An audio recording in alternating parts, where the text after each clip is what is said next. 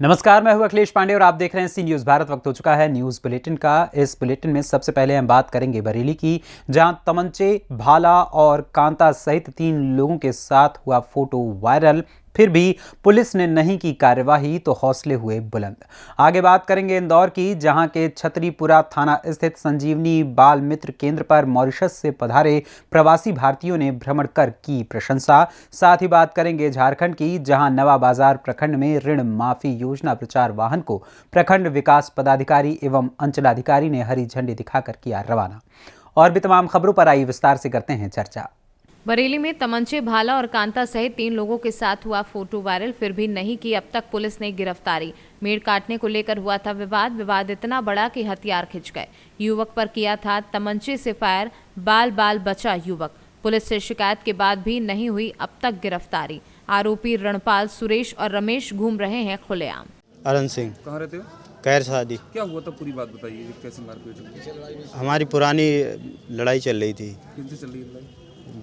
वो हैं सुरेश हैं, रणपाल और उन्हीं के भाई हैं, 7-8 भाई हैं करीब, चचेरे तेरे। पहले शुरू में मेड़ काटी थी उन्होंने हमारी, तो हमने गांव के लोगों से बुला के, तो जैसी बंधवाई, गांव वालों ने हमको कुछ नहीं बोले, उन्होंने बंधवा दी और उसके बाद जैसी बांधी उसी पर राजी हो गए। मारपीट कैसे हुई? मारपीट उसके बाद इन्होंने घेरा है हमें। किस चीज़ से मारपीट? कांते से और भाले से। ये हमारे भाला लगा है और इसके हमारे भाई के कांता लगा है। कोई तमंचे वाली बात भी थी क्या? तमंचा, रणपाल तमंचा लेके खड़े थे सामने, फायर भी किया है। हाँ, जब भी हम लोग आगे बढ़े घबरा गए थे हमारे भाई पर करे तो तुम्हारे चाचा पर फायर किया? हाँ, फायर किया था। लगा क्या? लगा नहीं, बच गए, गिर गए थे एकदम से। फिर क्या हुआ? थाने में तहरीर दी? थाने में तहरीर दी है। पुलिस ने गिरफ्तारी करी? अभी नहीं हुई है। तमंचे का फोटो है तुम्हारे पास? तमंचे का फोटो है हमारे पास। कौन कौन लोग घायल हुए हैं इसमें? घायल हमारे भी चोट है और हमारे चाचा के भी चोट है, हमारे भाई की चोट है, एक चचेरे भाई की चोट है। 4 लोग घायल हुए। हाँ। बरेली से सीनू संवाददाता रुपेंद्र कुमार की रिपोर्ट। खबर उत्तर प्रदेश के जनपद इटावा से है, जहां घने कोहरे के चलते नेशनल हाईवे 2 पर आधा दर्जन से अधिक गाड़ियां आपस में टकराई। मुकेश कुमार। हम लोग ग्रामीण लोग यहाँ सुबह टहल रहे थे, एक डीएमओ लिखी हुई बोलेरो थी, जबल हूटर लगे थे। ऐसा महसूस हुआ जैसे खनन अधिकारी की गाड़ी थी और मोहर्रम के ट्रक रोक रही थी, और जैसे ही मोहर्रम का एक ट्रक उन्होंने दौड़ा के आगे रोका आके, पीछे से एक रोडवेज जा रही थी उसमें ठुकी। उसके ठुकते ठुकते लगभग 8 गाड़ियां इसमें ठुकी हैं, जिसमें से 3-4 लोगों की कंडीशन बहुत सीरियस है जो बिरेजा में थे। बाकी अदर लोग छोटे मोटे घायल थे, बाकी सब लोग जो है अपना अपना निकल भी गए हैं। लगभग कितने लोग घायल होंगे? लगभग 12 से 15 लोग घायल हुए, 2-3 की कंडीशन सीरियस थी। कितनी देर जाम लगा रहा है? जाम तो लगभग 1 घंटे लगा रहा है। जब यहाँ पुलिस फोर्स आया सिविल लाइन का, तभी ये जाम खुलवाया गया। इटावा से सीनू संवाददाता वीपी राजन की रिपोर्ट। इंदौर पुलिस द्वारा सामुदायिक पुलिसिंग के तहत विभिन्न प्रकार के कई कार्य किए जा रहे हैं। इसी के तहत समाज के कमजोर वर्गों एवं उपेक्षित व आपराधिक पृष्ठभूमि वाले परिवारों के बच्चों को थाना छतरीपुरा स्थित संजीवनी बाल मित्र केंद्र में उनके बचपन को संवार कर उन्हें अच्छा नागरिक बनाने की दिशा में निरंतर रूप से कार्य किया जा रहा है। संजीवनी बाल मित्र केंद्र में जो प्रवासी भारतीय हमारे यहाँ पे आए थे वो मॉरिशस के थे, और जो 3 प्रवासी भारतीय थे वो तीनों वहाँ टीचर का काम करते हैं। उन्हें जानकारी लगी कि यहाँ पर पुलिस विभाग द्वारा संजीवनी बाल मित्र के माध्यम से स्लम एरिया के बच्चों को सिखाया जा रहा है, ट्रेनिंग दी जा रही है, कंप्यूटर से संबंधित गाइड किया जा रहा है। वो बड़े प्रसन्न हुए और उनने काफ़ी इसकी सराहना की है। साथ ही उनने कहा कि आप इन बच्चों का हमारे समक्ष रिकॉर्ड भेजें, जब इनकी ग्रेजुएशन हो जाए तो हम भी चाहेंगे कि हमारे देश में इनको अच्छा जॉब मिले। इंदौर से सीनू संवाददाता सुरेश बैरागी की रिपोर्ट। पलामू जिला अंतर्गत नवा बाजार प्रखंड में मुख्यमंत्री कृषि ऋण माफी योजना के प्रचार वाहन को प्रखंड विकास पदाधिकारी मीर हमजा एवं अंचल अधिकारी राकेश कुमार श्रीवास्तव ने प्रचार वाहन को हरी झंडी दिखाकर रवाना किया। प्रखंड विकास पदाधिकारी मीर हमजा बताए कि प्रचार वाहन रथ के माध्यम से नवा बाजार प्रखंड के 8 पंचायत में भ्रमण प्रचार के माध्यम से किसानों ने प्रज्ञा केंद्र में जाकर मुख्यमंत्री कृषि ऋण योजना EKYC कराने का काम करेंगे। पलामू से सीनू संवाददाता मिथिलेश विश्वकर्मा की रिपोर्ट। निरसा चिरकुंडा सिखों के 10वें गुरु गुरु गोविंद सिंह जी का 2 दिवसीय प्रकाश पर्व के मौके पर मंगलवार को गाजे बाजे के साथ नगर कीर्तन निकाला गया और कुमार दुबी बाजार स्थित गुरुद्वारा के नए भवन का उद्घाटन किया गया। आज जनवरी से प्रारंभ अखंड पाठ का समापन हुआ और अध्यक्ष निर्मल सिंह गुरु ग्रंथ साहिब को अपने सर पर रखकर पुष्प वर्षा के साथ नए भवन में ले गए, जहां गुरु ग्रंथ साहिब को स्थापित किया गया। नए भवन के उद्घाटन के मौके पर आसपास के विभिन्न गुरुद्वारों के प्रधान व क्षेत्र के गणमान्य लोग उपस्थित थे। गुरु गोविंद सिंह जी का प्रकाश उत्सव है, कल हम लोग मना रहे हैं। हालांकि ये 29/12 को ही ये था अब हकीकत में, लेकिन हम लोग अब कल मना रहे हैं, तो इसी का आज हम लोग नगर कीर्तन निकाल रहे हैं। और ये कहाँ तक ये भ्रमण होगा? ये चिरकुंडा जाके और नेहरू रोड होते हुए वापस आएगा। मुस्लिम जितने भी हैं हम लोग सब मिलके ये इसमें शामिल हुए हैं, हर किसी को आमंत्रित किए थे। के अवसर पर ये सभी जगह नगर भ्रमण हो रहा और हमारे यहाँ से चिरकुंडा चौक जाएंगे। चिरकुंडा चौक जाने के बाद अंबेडकर चौक होते हुए नेहरू रोड, पूरा चिरकुंडा को आज ऐसा वातावरण बनाया, सौहार्दपूर्ण वातावरण से हम लोग मना रहे हैं पर्व को, और सुख समृद्धि आए, यही आशा है और विश्वास है। चिरकुंडा वासियों को मैं संदेश देना चाहता हूँ इस मंच के माध्यम से कि बहुत अच्छा कार्यक्रम है और सभी आएँ और सभी आके सेवा करें, सेवा भाव से इस पर्व को मनाएं। जो बोले सोनिहाल, सत श्री अकाल। झारखंड से सीनू संवाददाता शब्बीर अहमद अंसारी की report. Madhya Pradesh medical science परीक्षा के तृतीय सेमेस्टर में कॉलेज टॉप करके घर व परिवार एवं जनपद का नाम रोशन करने वाली छात्रा को व्यापार मंडल ने स्मृति चिन्ह एवं अंग वस्त्र भेंट करके उसको सम्मानित किया। इस मौके पर व्यापार मंडल अध्यक्ष महेश गुप्ता, दीपू, श्यामलाल गुप्ता, अनिल परनामी, अनुज शिवहरे व अन्य लोग मौजूद रहे। असल में हमारे क्षेत्र के गाँव की, बिदोखर गाँव की एक किसान की बेटी ग्वालियर के NCR नर्सिंग कॉलेज में तृतीय सेमेस्टर में प्रथम स्थान आई है। हम उसका उत्साहवर्धन करने के लिए, ताकि ये उत्साहवर्धन का उद्देश्य हमारा ये है कि क्षेत्र के बच्चे इस तरह के उत्साह जब किए जाएंगे, उनका प्रोत्साहन किया जाएगा, तो और अच्छे लगन के साथ वो अपने पढ़ाई को, अपने शरीर का विकास करेंगे और कहीं ना कहीं हमारे क्षेत्र का नाम रोशन करेंगे। तो हम लोग आज बड़ा प्रसन्नता महसूस कर रहे हैं कि हमारे जनपद क्षेत्र की लड़की ने हमारे क्षेत्र का नाम रोशन किया है, और उसी को देखते हुए हमारे व्यापार मंडल के संगठन ने उस बेटी का सम्मान समारोह रखा था इस हरिप्रिया गार्डन में, और हम सभी लोगों ने उनका सम्मान समारोह किया है और उसका उत्साहवर्धन किया है। और ईश्वर से ऐसी प्रार्थना करते हैं कि हमारी वो बेटी दिन दुना रात चौगुना उन्नति करे और क्षेत्र का नाम रोशन करे। हमीरपुर से सीनू संवाददाता जितेंद्र पंडित की रिपोर्ट।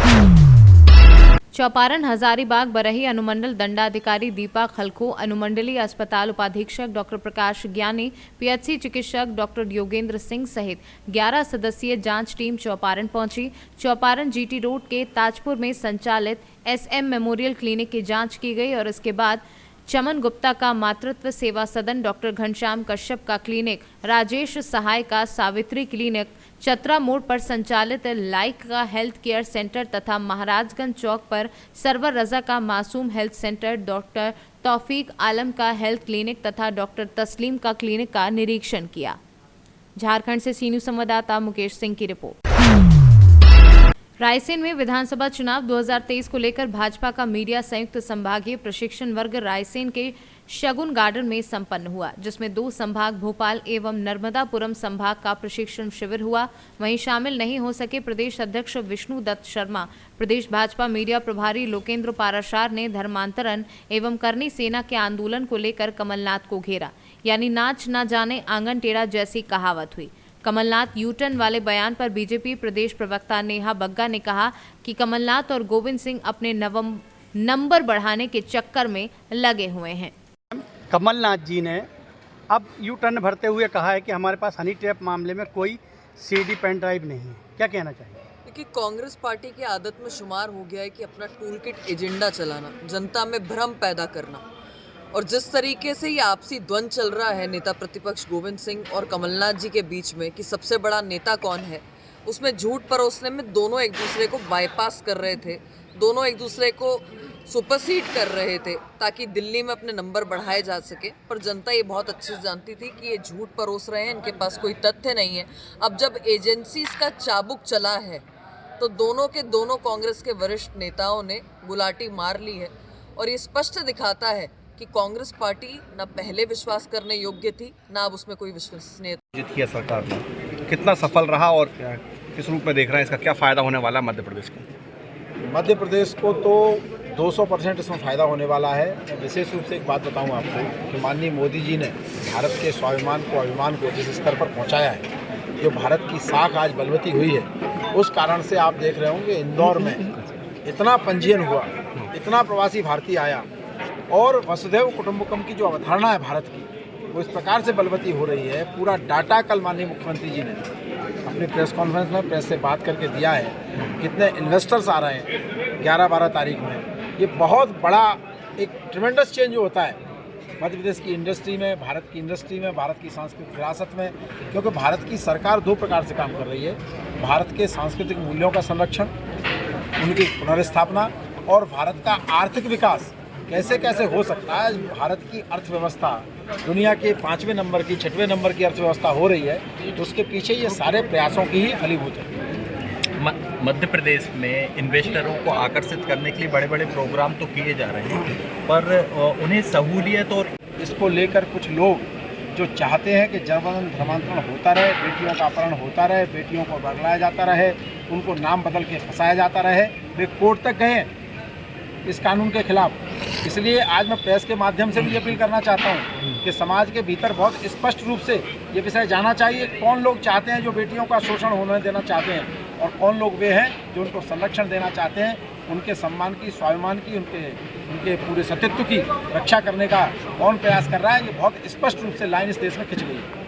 भोपाल में एक बड़ा आंदोलन चल रहा है करणी सेना का, सरकार की तरफ से 2-3 दिन पहले पहल की गई थी, लेकिन वो बातें नहीं मानी गई। बड़ा आंदोलन का रूप तैयार हो रहा है यहाँ पर, जैसे किसान आंदोलन। पहली बात तो ये है कि कोई भी समाज है उसको अपनी बात कहने का लोकतंत्र में अधिकार है, कह सकता है, लेकिन किसी भी समाज को अपनी जिद और अपनी अन्य प्रकार के जो प्रभोग हैं उनको छोड़कर बात करनी चाहिए। जिन मुद्दों को लेकर आंदोलन चल रहा है उनमें से अधिकांश विषयों को लेकर 5 तारीख को ही माननीय मुख्यमंत्री जी ने ओके कर दिया, हाँ कर दी, सारी बातें हो गई हैं। कुछ विषय ऐसे होते हैं जो प्रदेश से ऊपर के होते हैं, संवैधानिक होते हैं, उन पर प्रदेश सरकार कोई निर्णय नहीं कर सकती। वो उन विषयों पर भी मुझे लगता है कि हर प्रकार से सरकार बातचीत को तैयार है। कल हमारे मंत्री जी का बयान आज छपा है, अरविंद भदौरिया जी का, उन्होंने कहा है कि हर प्रकार की बात करने को हम तैयार हैं। लेकिन कमलनाथ जी जिस प्रकार का उसमें बयान दे रहे हैं तो दुर्भाग्यपूर्ण है। समाज को बांटने का जो अभियान कांग्रेस चला रही है वो दुर्भाग्यपूर्ण है। हम किसी भी समाज के सम्मान के लिए तत्पर और तैयार हैं, लेकिन लॉजिकल बातें होंगी वो सभी मानी जाएंगी। अच्छा, करणी सेना ने चुनाव लड़ने की बात कही है, उसे कितना सीरियस ले रही है? लोकतंत्र है, लोकतंत्र में चुनाव तो आम आदमी भी लड़ सकता है, संगठन बना के भी लड़ सकता है, किसी पार्टी में जाके भी लड़ सकता है, सबको लड़ने का अधिकार है। मुझे लगता है जरूर लड़ना चाहिए। जिस तरह की फीडबैक और जो न्यूज़। रायसेन से सी न्यूज़ संवाददाता अरशद मसूद की रिपोर्ट। जनपद पंचायत रायपुर कुर्चलियान अंतर्गत ग्राम पंचायत लोहर द्वार में गुड़ विधायक नागेंद्र सिंह के मुख्य आतिथ्य एवं जिला पंचायत उपाध्यक्ष प्रणब प्रताप सिंह की अध्यक्षता में उप स्वास्थ्य केंद्र का लोकार्पण व विश्राम कुशवाहा के घर से लेकर राजमणि तिवारी के घर तक बनने जा रही पीसीसी सड़क के भूमि पूजन का कार्यक्रम संपन्न हुआ। लोकार्पण एवं भूमि पूजन के कार्यक्रम में सर्वप्रथम मंच पर विराजमान मुख्य अतिथि अध्यक्ष एवं विशिष्ट अतिथियों का ग्राम सरपंच लक्ष्मण सिंह, सचिव शांति भूषणा ओझा, उप सरपंच रजनीश पांडे एवं ग्राम पंचायत के गणमान्य नागरिकों ने गजमाला के साथ स्वागत किया। इसके बाद कार्यक्रम में उपस्थित मंच पर विराजमान और अन्य जनप्रतिनिधियों एवं प्रशासनिक अधिकारियों का भी माल्यार्पण कर स्वागत किया गया। रीवा से सी न्यूज़ संवाददाता अर्जुन तिवारी की रिपोर्ट।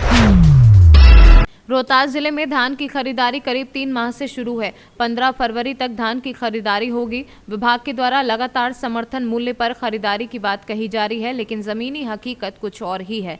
जो भी किसान सहकारी समितियों के माध्यम से धान दे रहे हैं उन्हें समर्थन मूल्य पर नहीं दिया जा रहा है, जिस कारण से उन्हें सरकार के नीतियों का लाभ नहीं मिल पा रहा है। तो लेकर सर अभी तक क्या प्रक्रिया की गई सर? हम लोगों के यहाँ 261 समितियाँ जो है चयनित है और प्रोक्योरमेंट कर रही है। अभी तक 15,270 से अधिक किसानों से 1,63,000 MT से अधिक की धान की अधिप्राप्ति की जा चुकी है और यह 15 फरवरी तक हम लोगों के द्वारा जो चयनित समितियां हैं वो धान अधिप्राप्ति का कार्य करेगी। धान के सर क्या मूल्य किया जा रहा है लोग पैक्स जो के द्वारा? न्यूनतम समर्थन मूल्य जो है वो 240 है और 25 रुपया गनी बैग्स का भी अलग से मिलता है, यानी कि 265 रुपया प्रति क्विंटल मिलता है। और इस बार पारदर्शिता लाने के लिए जो है जो भी किसान अपना धान अगर समिति में देते हैं तो उन पर एक OTP सिस्टम है, उस रजिस्टर्ड मोबाइल पर OTP जाता है जिसमें किसान संतुष्ट होते हैं कि मेरे द्वारा कितना धान दिया गया, वो अंकित करेंगे तभी उनका जो है एंट्री हो पाता है। और इसके बाद ऑनलाइन जो है उसका भुगतान उस रेट से न्यूनतम समर्थन मूल्य पर उनको दिया जाए। सर अभी कहीं कहीं सुनने को देखा भी जा रहा है पर पैक्स अध्यक्षों के द्वारा जो मूल्य धान की खरीदारी की जा रही है उसमें 1800 कुछ है, माने 1800 साढ़े 1800 के रेट में ही धान खरीदारी की जा रही है। तो कोई चाह भी लेंगे कि 240 से 1 रुपया कम दें तो ऑनलाइन में हो ही नहीं सकता, संभव ही नहीं है। ये ऑफलाइन प्रक्रिया है नहीं, ऑनलाइन प्रक्रिया है, ये उतना ही उनको देना पड़ेगा। चावल के लेकर सर क्या है उसने चावल इस बार सभी पूरा उसरा चावल जो है रोहतास डिस्ट्रिक्ट में लिया जाएगा और फोर्टिफाइड राइस लिया जाएगा। फोर्टिफाइड कैनल जो है FRK के कारण थोड़ी दिक्कत हो रही है, कई मिलर को या समितियों को जो है उस अनुरूप FRK नहीं मिल पा रहा है, तो इसी परेशानी के चलते बीच में अधिप्राप्ति भी प्रभावित हो रही है। इसी को देखते हुए अभी SFC के द्वारा ये आदेश निकला है कि संबंधित मिलर जो है वही FRK ओपन बाजार से खरीदे। हालांकि रेट में अंतर रहने के कारण कुछ मिलर इसमें आनाकानी कर रहे हैं, लेकिन देख रहे हैं कि जल्दी ही यह प्रॉब्लम भी सॉर्ट आउट हो। सर रोहतास जिले में ज़्यादातर सर अरवा के लिए यहाँ प्लानमेंट किया जा रहा है। नहीं, अब पैक्सों को तो धान खरीदना है और अरबा या उसना जो है दोनों में चावल इनको देना है, तो इस जगह रोहतास को उसना ही चावल देने के लिए जो है निर्देशित किया गया। और हम लोग अभी तक 22 राइस मिलों का चयन किए हैं और अब तक जो है यहाँ पर जो आपूर्ति हम लोगों के द्वारा है 25,000 MT से अधिक जो है आपको चावल की आपूर्ति भी की जा चुकी है यहाँ पर। रोहतास से सीनू संवाददाता पंकज कुमार की रिपोर्ट। फिलहाल के लिए इस न्यूज़ बुलेटिन में इतना ही। देश दुनिया की तमाम खबरों के लिए देखते रहें सी न्यूज़ भारत। हर खबर आपके साथ, आपके हाथ।